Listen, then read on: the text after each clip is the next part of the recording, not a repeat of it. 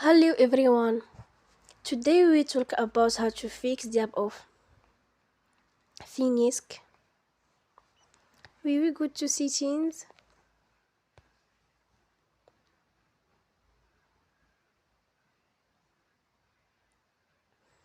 Then we click on apps.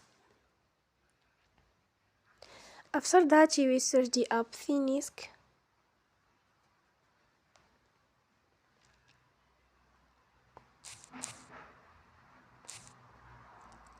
And you will click.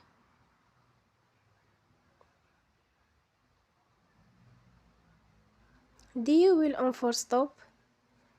After that you will go to storage. Then we click on clear cache. You will go to Play Store and you will update your app. Don't forget to support us by like and subscribe.